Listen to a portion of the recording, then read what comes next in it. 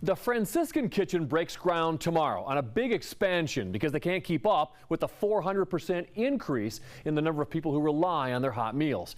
But when the line consists of street people next to city street department workers, it requires further investigation. So let us pray to Jesus that we can take care of the people. Our Father. They start lining up hours early in the snow, the heat, and the rain, while the volunteers inside prepare lunch for the people the sign says they're feeding: homeless, hungry street people. Every day, a sad scene at the Franciscan Kitchen stretching down the street. Some can't walk here. Some aren't even in school yet. 100 lunches per day a decade ago has exploded to 450 a day now. Would you like some lasagna? But when they open up the doors around 10:30, a strange thing happens.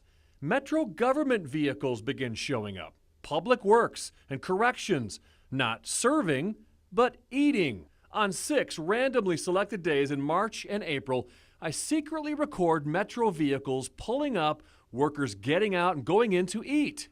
Several trucks, several workers every time, some talking on smartphones going in to eat with the homeless.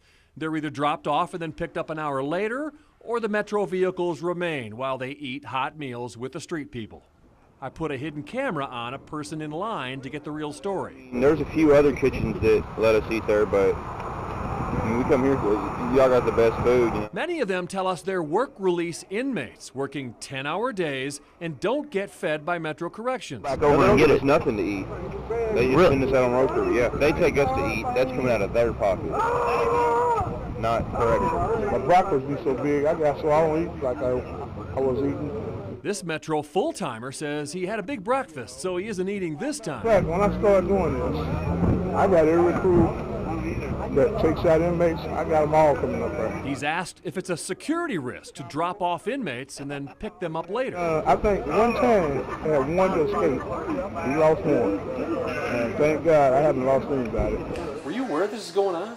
I had heard something about a year ago that there were some city workers coming through, but again, we don't know who they are, wouldn't have any way to identify them. I share my findings with the man who runs Franciscan Kitchen. But certainly if there's a person who's coming through here that has a job, whether they work for a city or some independent place, if they're coming through, then you're just taking a meal away from a person who does deserve and who needs a daily hot meal. After viewing my video and looking into the matter, the mayor's office is shocked. You know, we've done it for many years, and quite frankly, we just shouldn't have. Spokesman Chris Pointer learns a memo went out a year ago telling full-timers to stop eating food for the homeless, but work release inmates could continue.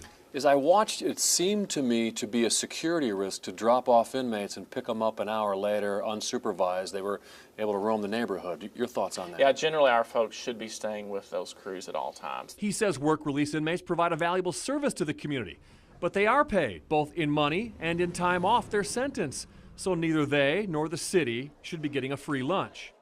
The mayor's been invited to tomorrow's expansion groundbreaking. Chris Pointer says the corrections director will be meeting soon with the Franciscans director to work out a satisfactory payment for the meals. The Franciscan Kitchen currently gets no federal, state, or city funding. John Bull, Wave 3 News.